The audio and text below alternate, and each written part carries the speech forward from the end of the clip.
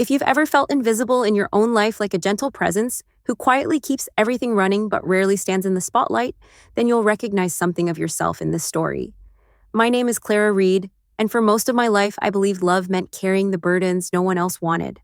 Whether it was staying late at the hospital folding laundry long after midnight, or simply being the person who listened when everyone else was too busy, I wore my dependability like a badge of honor.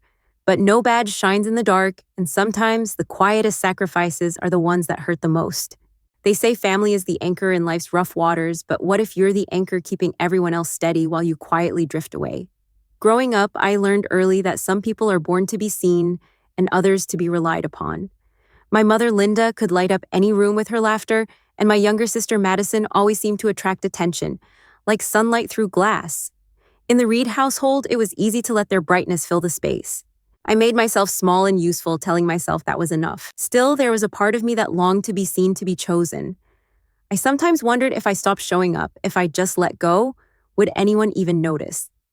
That quiet ache followed me through childhood and into adulthood, quietly shaping my days. Even as I grew older and moved out, taking on the night shifts at Chicago General, I kept waiting for the day someone would look up and say, "Thank you. You matter. You can rest now." This isn't a tragedy. It's a story about the courage to let go of old roles and discover who you might become when you finally choose yourself. It's about what happens when the most dependable person in the room is suddenly the one who needs saving. Before we begin, let me ask you, how many times have you put yourself last in the name of love? And what would you do if one day life gave you the chance to rewrite that script? In the next hour, you'll join me on a journey through heartbreak and hope, through betrayal and quiet redemption. Together, we'll learn what it means to redefine family not just by blood, but by the people who choose you, stand by you, and remind you that you deserve to belong. Because sometimes it takes losing everything you thought you needed to find what truly matters. Are you ready? Let's begin.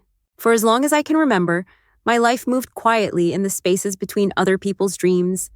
I grew up in a narrow brick house in a leafy Chicago neighborhood. Nothing grand, but always tidy, always humming with activity. My mother, Linda, was the sort of woman who believed appearances mattered. She filled our home with the scent of fresh coffee and lavender polish, her laughter echoing off the kitchen tiles. My younger sister, Madison, was her pride and joy, a whirlwind of stories, selfies, and invitations, always wrapped in the latest fashions. In the middle of their brightness, I became the steady pair of hands behind the scenes folding towels, keeping schedules, making sure no one ever ran out of clean socks. Sometimes it felt like I was more house manager than daughter, but I told myself it was just how things were. After all, every family has someone who keeps the wheels turning. What I didn't realize then was how quickly quiet reliability can turn into quiet invisibility. I became the one everyone counted on, but rarely the one they thanked. It was easier for Mom to ask me to run errands than to interrupt Madison's plans. If something spilled, if someone needed a late-night ride, if bills were left unopened on the kitchen counter, I handled it. In the evenings, I'd watch as Madison and my mother planned shopping trips or laughed about the latest drama in Madison's social circle, their voices lilting and close. I told myself I didn't mind being left out. Someone had to look after the rest. I was dependable, Clara, but sometimes I wondered if anyone truly saw the cost. Years later, as I built my own life, these old patterns followed me. I took pride in my work as a nurse, always volunteering for the extra shift, always being the person others could lean on. My colleagues sometimes joked that I was the glue holding the team together when things got hectic. I smiled, grateful for their trust, but deep down, a part of me wished for something different. I envied the nurses who could ask for help without apology, the ones who didn't flinch at the thought of letting someone else take charge for once. It's easy to confuse self-sacrifice with strength, but the truth is, even the strongest among us need rest, need recognition, need care. If you've ever felt the weight of other people's needs pressing on your shoulders, you know how quietly exhausting it can be. In America, we're taught to celebrate independence and resilience, but rarely do we ask who carries the hidden burdens in each family, each workplace, each friendship. Sometimes the person who looks the calmest is the one closest to breaking. The lesson I learned the hard way is that no matter how much you give, you are allowed to need. You are allowed to ask, and you are allowed to take up space. Looking back now, I wish someone had told me that before everything changed. But life has a way of revealing what we most need to learn often when we least expect it. Because sometimes the hardest thing isn't holding the world together, it's letting yourself believe you don't have to. And that's where my story truly begins, on the eve of the night when everything I thought I knew would be turned upside down. Growing up, I became an expert at fading into the background. In the Reed house, my mother Linda was the sun, everything revolved around her moods and her plans. My sister Madison was the star performer twirling through life, as if the stage had always belonged to her. Whenever there was a school recital or a birthday, Madison's name was in icing or lights her stories filling the dinner table. I remember birthday parties where I was the one baking cupcakes, blowing up balloons, then cleaning sticky frosting from the counter, while the others posed for photos. It wasn't that anyone was unkind, they simply didn't notice. "You're such a helper," Clara Mom would say, handing me another list. "We don't know what we'd do without you." But love, I slowly realized, is more than usefulness.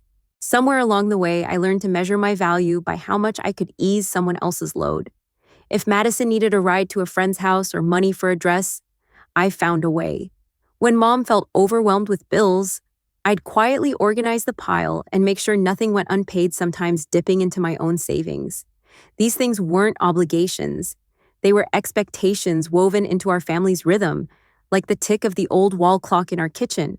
Even when I moved into my own apartment, the invisible string tying me to their needs never snapped. "Clara, could you come by after your shift?" The dishwasher's broken again. I'd be there, toolbox in hand, no questions asked. It's funny how a pattern can become so familiar that you stop questioning it. I watched as Madison blossomed. She became an influencer almost by accident. Her feed a cascade of curated adventures, brand collaborations, and smiling selfies with our mother.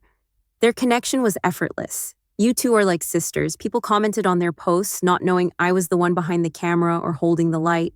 I sometimes scrolled through their photos and wondered what it would feel like to be in the frame, not just framing someone else's moment. But whenever I felt that ache, I reminded myself, not everyone gets to shine. Some of us are born to steady the spotlight. Sometimes I wondered if other families were different.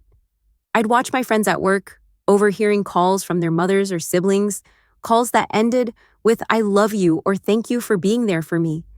My calls were lists, reminders, updates. "Madison needs you to pick her up at the airport tomorrow. Oh, and could you bring something for dinner?"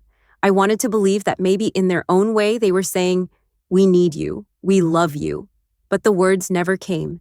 Instead, I became the reliable backdrop to their bright, busy lives. A therapist once told me that children who become the helper often grow into adults who fear taking up space. It's not that we don't crave love or attention. We simply learn to survive on small acknowledgments, hoping that being indispensable will someday be enough. But indispensability isn't the same as belonging. That truth was something I struggled to name for years. When Madison hosted her first meet and greet event downtown, she invited our mother, her friends, and her photographer, but not me. I went anyway, standing at the edge of the room watching her bask in applause. Later, when she posted a photo from that night, I recognized the angle. It was one I had captured unnoticed in the crowd. It wasn't just family either. At work, I slipped naturally into the role of fixer, the one who took the worst shifts, the one who remembered birthdays and covered for others. I thought, if I was helpful enough, caring enough, someone would turn to me and say, "Clara, we see you." But the hospital, like my family, ran on routines and assumptions. The helpers were always needed, but rarely celebrated. Still, there were moments, a grateful patient's note, a quick hug from a colleague that made it all feel worthwhile, if only for a moment. Looking back, I can see how easy it is to lose yourself when you're always needed. You become a shadow in your own life, blending into the backdrop, afraid to ask for what you want. I thought I was being strong, protecting myself from disappointment by never expecting too much. But strength isn't about silence. It's about honesty, admitting when you're tired, when you're lonely, when you long for more than just gratitude. I wish someone had told me sooner that it's okay to want to be chosen, not just needed. The world is full of invisible daughters, quietly holding families together, showing up even when it hurts, believing that love is earned by service. I used to think my story was unique, but it's not. There are helpers everywhere, quietly caring more than their share, hoping for a moment in the sun. If you're one of them, let me tell you what I've learned. Your worth isn't measured by how much you do for others. You are enough just as you are. Sometimes the only way to break free from invisibility is to step into the light, even if your voice shakes. That's not easy. It takes courage to ask for what you need, to risk disappointing those who've come to depend on your silence. For me, the moment of truth would arrive sooner than I ever imagined on a night when the familiar rhythms of duty and sacrifice were upended by a single shattering phone call. But before that night, there was a lesson I had to learn. Belonging starts within. And sometimes you have to be your own witness before you can expect anyone else to see you. The day that everything changed didn't begin with a disaster. It began as so many days did with a simple act of care. I didn't know then that my role in the family was about to shift forever, or that I would soon have to rely on the very people who had always leaned on me. But that's the strange gift of crisis. It shows us who we are and who we might become if we're willing to let go of old stories. In my case, it all started with a late shift at the hospital, a cold Chicago night, and a drive home that I almost didn't survive. Amid all the busy noise of our family, my father, Michael Reed, was the rare constant, a steady, reassuring presence, even when he was far away. He wasn't always physically close, especially in those years when his job as an airline logistics manager kept him moving from city to city, but somehow his voice carried further than anyone else's. While Mom and Madison pulled me in a dozen directions, Dad had a way of seeing me for who I was, not just what I did. He noticed the little things when I was tired, when my laughter sounded forced, when I had quietly fixed something no one else would have bothered with. There were evenings growing up when Dad and I would sneak out for late-night milkshakes at the corner diner, talking about everything and nothing. He never rushed those moments, even if he had an early flight the next day. On the day I graduated nursing school, he pressed a small silver locket into my hand. "Clara," he said softly, "I hope you always know your worth, no matter how loud the world gets." It was one of the few times anyone in my family spoke directly to my heart. Even years later, I sometimes found myself holding that locket during hard shifts at the hospital, feeling the strength in his quiet love. In his rare downtime, Dad sent me postcards from airports and hotel rooms, tiny windows into his world, each with a note of encouragement scribbled in his distinctive looping script. "Proud of you, kiddo. Don't forget to rest." He was never one for grand speeches, but his steady presence gave me a sense of belonging that didn't depend on being useful. I understood even as a child that my father's love wasn't something I had to earn. He was in his own gentle way my anchor, the person who reminded me I was more than what I did for others. I've come to realize how rare that is. So many people drift through life without a single voice telling them, "You are enough." In my work as a nurse, I've seen it too often, grown men and women whose entire sense of self is wrapped around being useful or needed rather than loved. I remember caring for a woman in her 80s whose children only visited when they wanted something. She told me once, "Sometimes I wonder if they even like me, or if I'm just a habit." Her words haunted me because I knew how that felt, but having even one person in your corner, a friend, a mentor, a father, can make all the difference. It doesn't erase the loneliness, but it gives you a hand to hold as you cross the hardest bridges. If there's a lesson in this, it's that every anchor matters, even if they're not perfect. Even if they're far away anchors, keep us from drifting too far from ourselves. My father wasn't always there to protect me from disappointment, but his belief in me gave me courage to face what came next. And I would need that courage because life was about to test every piece of strength I'd ever gathered. Sometimes the anchors in our lives can only do so much, and the rest we must find in ourselves. That night, after another exhausting shift, I walked out into the city's chill with Dad's locket against my chest. I didn't know that within hours, a single moment would change the course of my life, and that I would have to discover for the first time what it meant to truly need help instead of giving it. There's a kind of tiredness that seeps into your bones after a long hospital shift, especially in winter. That night, the wind had a sharpness to it, cutting through the layers of my coat as I hurried to the parking lot.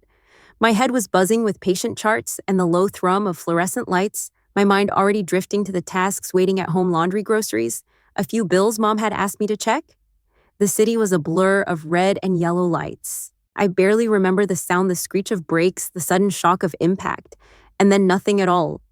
People talk about seeing their life flash before their eyes, but for me, there was only darkness, a sense of floating far from everything I'd ever known. I woke up, or thought I did, to a world muffled by pain and confusion. Machines beeped steadily nearby. I heard familiar voices, nurses I worked with every day, soft and urgent, calling my name, squeezing my hand. For the first time in my life, I was the one in the hospital bed, the one who needed help. It was a strange reversal, and I could feel the edges of panic pressing in. There was comfort in knowing my colleagues were near, But deep down, a childlike part of me yearned for my family. I imagined Mom's cool hands smoothing my hair, Madison's chatter filling the room. But the hours passed and they didn't come. The hospital had called my mother that night the way protocol demands. I learned later that she answered sleepily, and upon hearing I was in critical condition, said she was out walking Madison's dog and couldn't come until later. Madison, I was told, was in the middle of prepping for a live stream and had plans to meet friends in the morning. When the nurses explained the gravity of my injuries, internal bleeding, broken ribs, a concussion, my mother's response was oddly practical. Please don't worry my husband about this. He travels enough. There's no need to make a fuss. The words filtered down to me through hospital whispers, leaving a sting deeper than the painkillers ever could. I've met patients whose families come running at the first sign of trouble, who fill hospital rooms with flowers, prayers, and reassurances. I've also seen those who sit alone staring at silent phones, their wounds deepened by absence more than injury. That night I became one of the latter. My colleagues, Joan especially, took turns sitting at my side, holding my hand through the fog of surgery and recovery. Their presence was a balm, but it also highlighted the emptiness where my family should have been. For so long, I'd convinced myself that being needed was enough. But when I truly needed care, I learned how quickly some bonds unravel. It's tempting to make excuses for people we love. Maybe they were busy. Maybe they didn't realize. But there's a difference between being forgotten and being chosen second. And in those long hours of pain, I had to face the truth. Sometimes the people you sacrifice for the most are the ones least willing to return the favor. My mother and sister eventually visited, a quick 15 minutes laden with annoyance about parking and hospital policy. Madison complained about the smell of antiseptic. Mom asked if this could be kept quiet so Dad wouldn't worry. They left before I could ask them to stay. That moment, fleeting, transactional, etched itself deeper than any wound. I remember a patient from years before, a man who arrived in the ER after a heart attack. He was a widower with grown children. As he drifted in and out of consciousness, he kept whispering their names. But no one came, not even for a final goodbye. After he passed, I found a letter in his wallet, "Family is who shows up." I thought of that line often in the days after my accident. In the end, it's not words or blood that binds us, but the simple act of being there.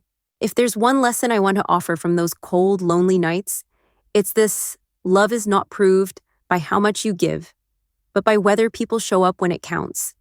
When crisis strips away the routines and expectations, you see the truth of your relationships with blinding clarity. It hurts, yes, but it also frees you. You learn who will hold your hand without being asked and who will look for reasons to stay away. As the days blurred into one another and my strength began to return, I felt something shift inside me. I was tired of being the one who made life easier for others, tired of shrinking myself to fit the needs of people who wouldn't cross the street for me. Lying in that hospital bed, I decided that if I survived, I would no longer let my worth be measured by my usefulness. I would find the courage to step out of the background, even if it meant facing some hard truths about the people I called family. The night everything changed was not just about pain or fear. It was the moment I finally saw my life for what it was and what it could be. As I drifted in and out of restless sleep, Joan's hand in mine and the city lights flickering beyond the window, I realized that sometimes family is not the people you are born to, but the ones who show up when you need them most. And in the hardest chapter of my life, that lesson was about to be tested again in ways I never could have imagined. In the days that followed my accident, the world seemed to shrink to the size of a hospital room. I had always thought of hospitals as spaces of motion, rushed footsteps, beeping monitors, urgent voices calling out for help. But lying still, bandaged and weak, I learned how different a hospital feels when you are the one in the bed. The nights grew long and strangely quiet, interrupted only by the hush of nurses checking my vitals and the click of Joan's sturdy shoes as she appeared, always with a soft smile and a gentle squeeze of my hand. In those first nights, Joan became my anchor. She told me stories to distract from the pain, brought me funny cards signed by the team, and sat in silence when I needed it most. She never treated me as a patient, always as a friend. I never expected so much kindness from people who weren't bound to me by blood. My colleagues, some I'd only shared a few lunches with, began to show up. Derek, who usually kept to himself, brought homemade soup. Eliza, a mother of two, slipped in after her shift with a blanket from her own home. Even our chief of surgery, a man of few words, left a note on my pillow. "We need you back, but only when you're truly ready." Their gestures filled the empty corners of my hospital room in ways I hadn't known I needed. I'd spent years believing I was the one holding everyone else together, but now I realized I'd built something precious: community trust and a different kind of family. The more I reflected, the clearer it became that true family isn't defined by shared last names or old photo albums. It's created by the people who show up when you're at your lowest, who lift you when you can't stand on your own. I remembered a patient I once cared for, Mrs. Henderson, whose children lived across the country. During her long recovery, it was her neighbor and her church group who came daily, bringing meals, reading to her, and making her laugh.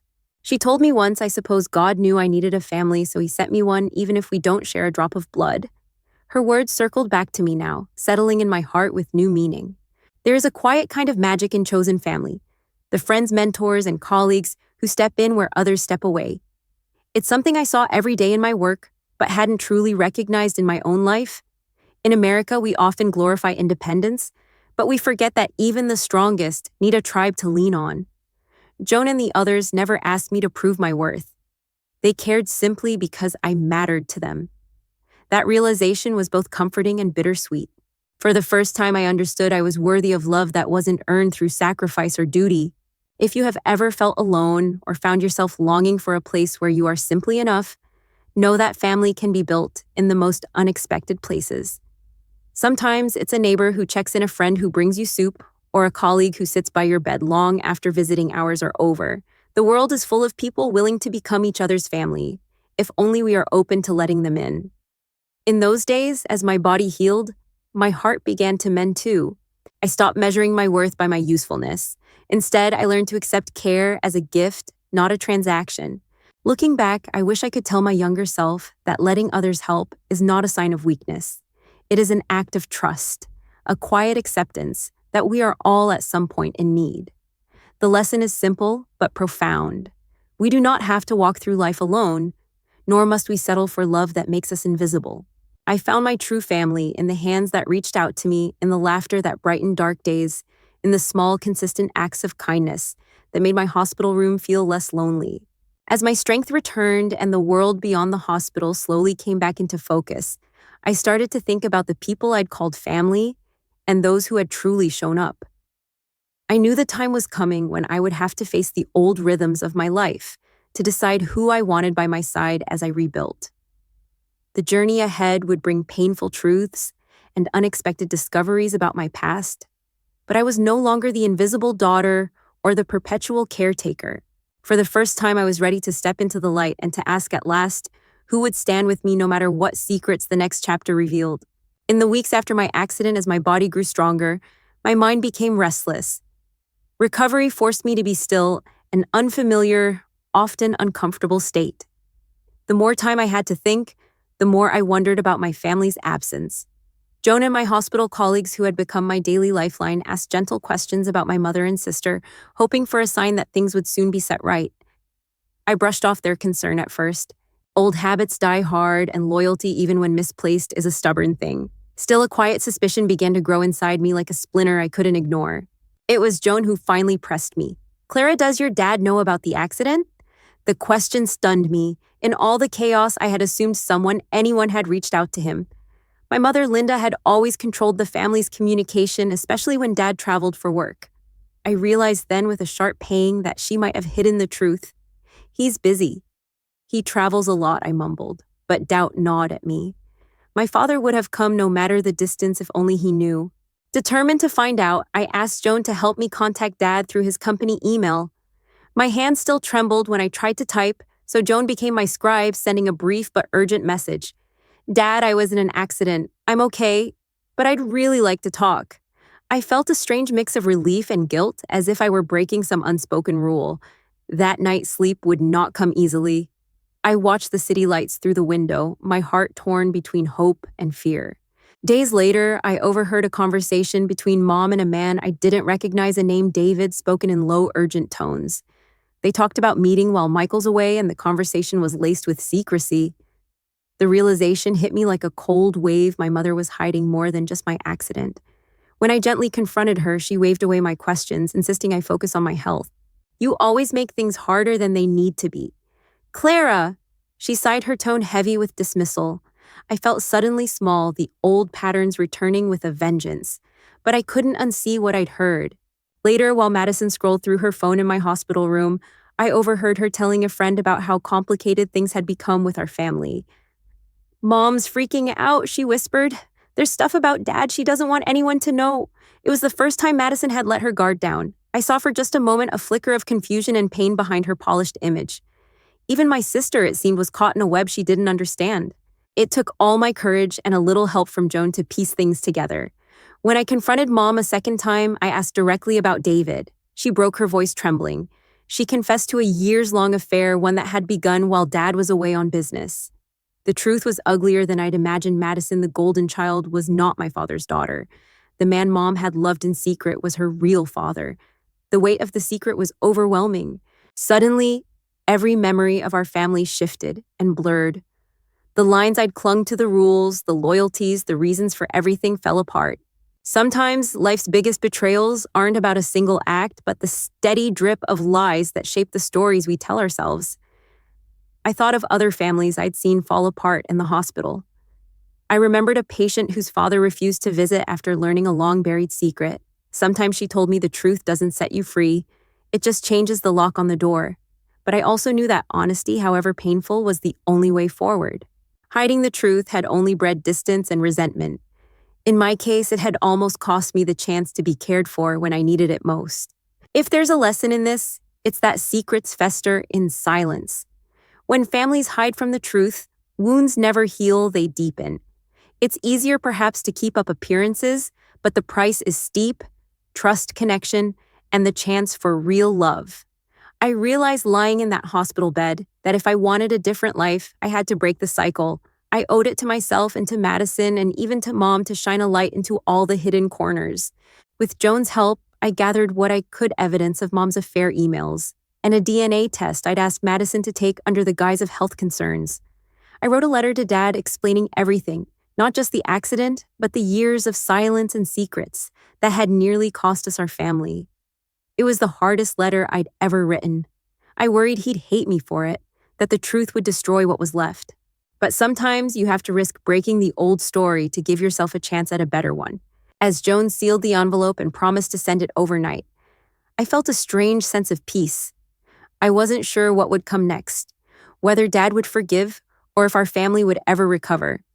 But I knew I was done carrying secrets that weren't mine. I was ready at last to let the truth come to light. What followed would be painful, yes, but it would also be the first real step toward healing for all of us. The next days would bring confrontations, heartbreak, and unexpected courage, not just for me, but for everyone whose lives had been built on quiet lies. The letter to my father weighed heavier than any words I had ever spoken.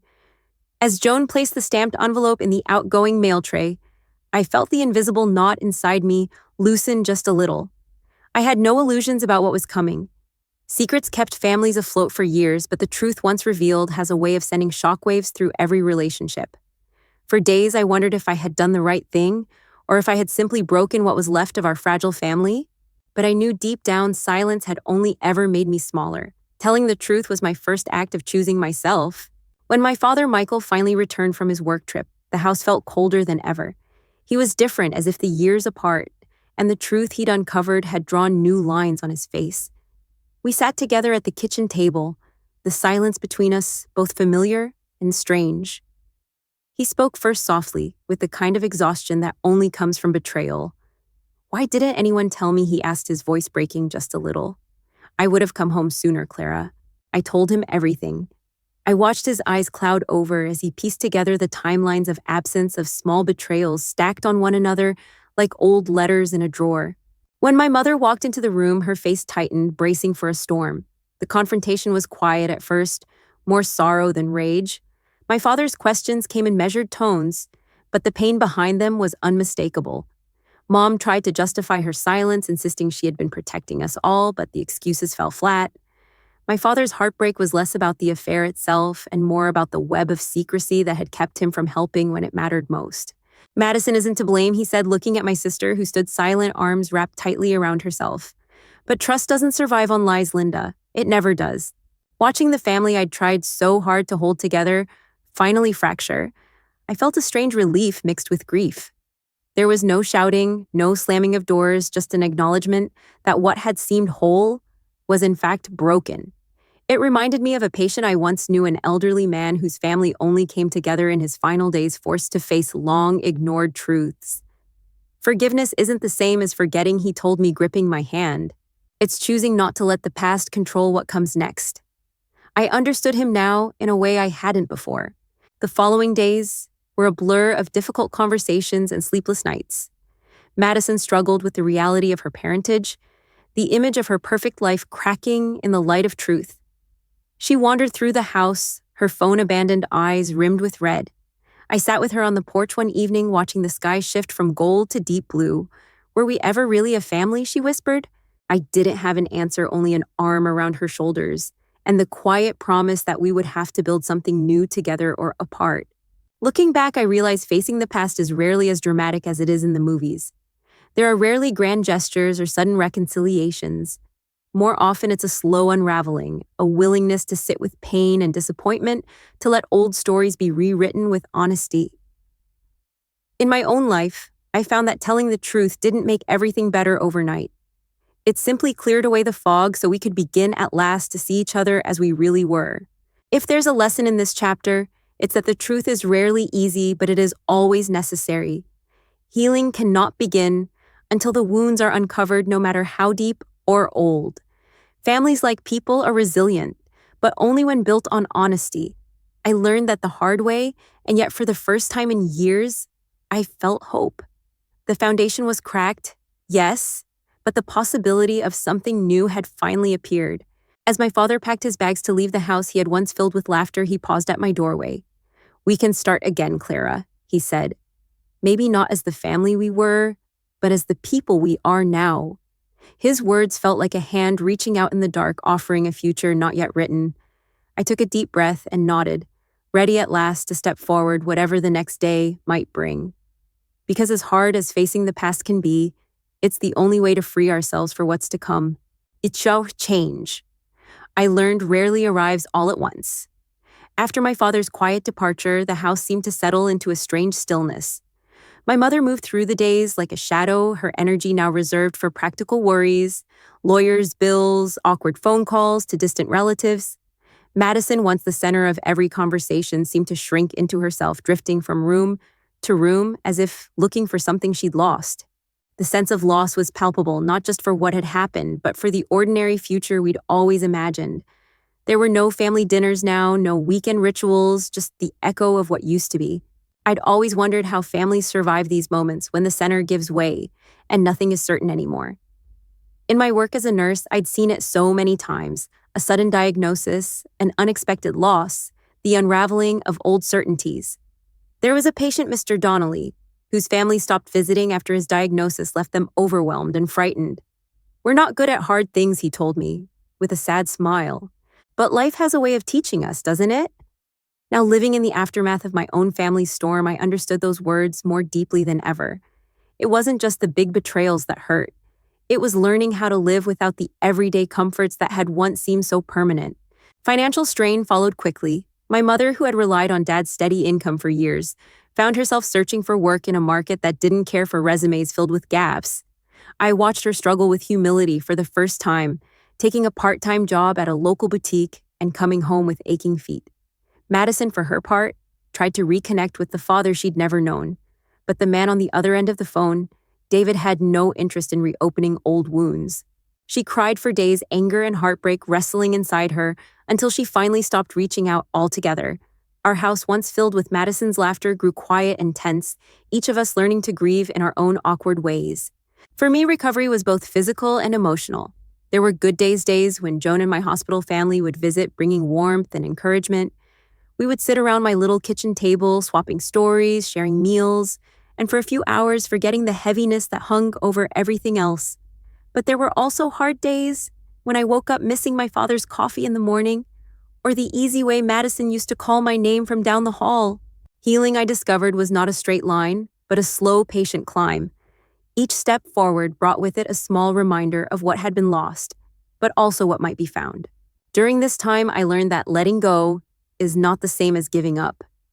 It's an act of courage to release old roles, to admit that what once worked can't be fixed by pretending everything is the same. I stopped trying to solve everyone's problems. I let myself grieve and then quietly began to make new routines. I returned to work slower than before, grateful for each patient's progress each ordinary day. I spent time with people who chose me not out of obligation but out of genuine care. That small circle became my lifeline, showing me that love in its purest form is a choice renewed day after day. Looking back, I can see how easy it would have been to let bitterness take root. There were moments when anger flared at my mother for her years of secrets, at Madison for her obliviousness, even at my father for not seeing the cracks sooner. But bitterness, I realized, is just another way of holding on to pain. In the stories I heard from patients, those who survived the storms with grace were always the ones who learned to forgive, if only to free themselves. I chose gently to begin again, not for them, but for me. If there's a lesson in these aftershocks, it's this: loss doesn't have to define you. It's what you do with the empty space that matters. Families fracture and heal, love shifts and returns in new forms. There is no right way to move forward, only your own. And sometimes the hardest part is trusting that new joys will find you even as you carry the scars of the past. As the first leaves of fall began to drift down our street, I found myself ready for something I'd never truly had: a new beginning. There would be challenges ahead, but for the first time, I felt strong enough to face them on my own terms. The next chapter would not be written for me. I would write it myself, with hope, honesty, and the family I chose to carry with me. And as life slowly shifted around me, I knew that healing wasn't just possible, it was already underway. Starting over is never easy, especially when it's not what you imagined for yourself. The first mornings in my small new apartment were strangely quiet. Gone was the familiar clatter of my mother's kitchen or Madison's laughter echoing down the hall. In their place was silence, and to my surprise, a soft sense of peace. I filled my own cupboards, watered a few houseplants, and hung the silver locket from my father in the window where the sun could catch it. For the first time in years, I woke up without a to-do list written by someone else. Each small ritual, making coffee, folding laundry, opening the windows, became a gentle reclaiming of my life. I was finally living on my own terms, and with every sunrise, I felt a bit more whole. My father and I kept in touch now by choice, not by routine. He sent postcards again, sometimes dropping by for Sunday brunch. Our conversations were honest, sometimes raw, but always real. We didn't pretend things hadn't changed. We simply learned to build something new from the ground up. Dad, too, was learning how to live with more questions than answers. One afternoon, he looked at me over a mug of tea and said, "We can't go back, Clara, but we can go forward. Maybe that's enough." His words stayed with me, a reminder that the future is built one honest moment at a time. It was Joan and my hospital friends who became the backbone of my new family. On weekends, they would gather in my apartment, bringing laughter, stories, and the sense of belonging I'd always craved. We cooked potluck dinners, traded recipes, and swapped stories about patients and life. There was no judgment, no competition, just genuine care and shared experience. Joan especially became more than a friend. She was a sister in all the ways that mattered. I realized in those moments that family is as much about choice as it is about blood. We choose the people we allow, close the ones who see us, and stay anyway. Meanwhile, Madison and my mother struggled with their own new realities. Madison's search for her biological father ended in disappointment, but I saw in her a growing resilience, a quiet strength she'd never needed before. We talked sometimes, awkward but sincere, navigating the uncertain territory of forgiveness. It wasn't easy. There were no big apologies or dramatic reunions, just a gradual letting go of old hurts, a willingness to see each other not as rivals, but as fellow survivors of the same storm. My mother, too, began to change. Working at the boutique, she found humility and eventually a sense of purpose outside the roles she'd clung to for so long. I learned from patients and friends that life's most profound healing comes not from erasing the past, but from allowing ourselves to be changed by it. There was Mrs. Jackson, a cancer survivor, who once told me, "The world expects you to bounce back, but sometimes you need to grow in a new direction." That became my mantra. Each day I let myself grieve a little, then celebrate the smallest victories: a good meal, a long walk, a belly laugh at Joan's stories. My new beginnings were built on these small stones of hope and acceptance. If there's a lesson I can offer anyone finding themselves at a crossroads, it's this: you do not need permission to begin again. Life will take things from you sometimes, brutally, sometimes quietly. But it also gives you the chance again and again to choose how you show up, who you invite in, and what you carry forward. Healing isn't about forgetting. It's about honoring your scars and then choosing every day to move a little closer to the light. As the seasons changed, so did I. I watched the city turn from summer green to autumn gold, grateful for every small kindness, every shared meal, every new friend who sat at my table. My story was not what I'd imagined, but it was mine to tell. And as the holidays approached and my new family gathered close, I felt finally that I was home. But there was still one last piece to this journey, one last choice to make, one final letting go that would set me free for good. The holidays have a way of making even the smallest apartment feel full. My first Christmas in my new home arrived quietly wrapped in a soft blanket of Chicago snow. Joan brought a homemade pie, and Derek and Eliza came with their kids, their laughter echoing through the hallway long before they reached my door. My father arrived with a box of mismatched ornaments, memories from years when our family was still whole. We strung lights around the windows, filling the room with a warm golden glow. There was no grand feast, no perfect tree, just a patchwork of people brought together by choice, not obligation. And yet, in that simple gathering, I felt more belonging than I had in any holiday before. That evening, I found a letter from my mother in the mailbox. Her handwriting was careful, the envelope thin. For a moment, I hesitated, torn between curiosity and the urge to leave the past unopened. Finally, I placed the letter on the mantel untouched. Forgiveness, I'd learned, doesn't always mean reopening old wounds. Sometimes it means letting go, allowing others the space to find their own way. I would not let my life be defined by unresolved pain. I chose instead to build on the love that was present in the laughter at my table, in the hands that reached for mine, in the quiet strength I'd discovered within myself. In the weeks that followed, I noticed how new traditions began to form. Sunday dinners with Joan and friends became a ritual. My father and I took long walks by the lake, talking about everything from memories to dreams for the future. Madison started calling more often, sharing pieces of her life without the weight of old expectations. Our conversations were tentative, sometimes awkward, but always real. It was messy, but it was honest. Slowly, we all learned that family isn't about perfection or keeping score. It's about showing up, choosing to care, and finding courage in vulnerability. I often think of Mrs. Jackson, the cancer survivor who'd inspired me so deeply. One afternoon, as she was leaving the hospital after a checkup, she pressed a folded note into my hand. Happiness, she wrote, isn't about what you lose or keep. It's about what you choose to cherish each day. Her words became a quiet mantra as I stepped into each new morning. Life is fragile, uncertain, and often marked by losses we can't control. But we always have the power to open our hearts to new joys, to let go of what weighs us down, and to claim the families by blood or by choice that help us grow. If there's a final lesson in my story, it's this. You are not defined by the roles you once played, nor by the people who failed to see your worth. You are worthy of love that lifts you, friendships that nourish you, and a life built from your own hopes. Sometimes the greatest courage lies in stepping out of the shadows and letting yourself be seen first by others, then by yourself. The road to healing is rarely straight, but every step you take is a testament to your resilience.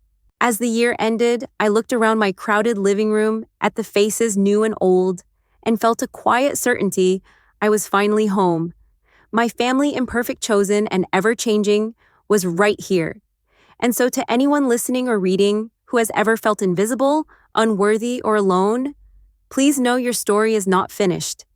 You have the power to begin again, to create connection, to build a family in whatever form your heart needs. Share your journey, open your doors, and let yourself be loved. Sometimes that's all the invitation the world needs. If you've ever found yourself quietly holding your family together, or if you've ever had to start again and redefine what home means to you, I hope this story reminds you that you are not alone. Your voice matters. Your journey is important, and your worth is never measured by how much you do for others, but by the courage it takes to keep moving forward. I'd love to hear your story. What does family mean to you? Have you built new connections or found strength in unexpected places? Share your thoughts or experiences in the comments below. Your words might be the comfort someone else needs right now. If this story resonated with you, please consider liking, subscribing, or sharing this video with someone who might need a reminder that belonging and new beginnings are always possible. Let's create a community where everyone is seen, valued, and supported, one story at a time. Thank you for being here. Until next time, take care of yourself and remember, you deserve a family that lifts you up.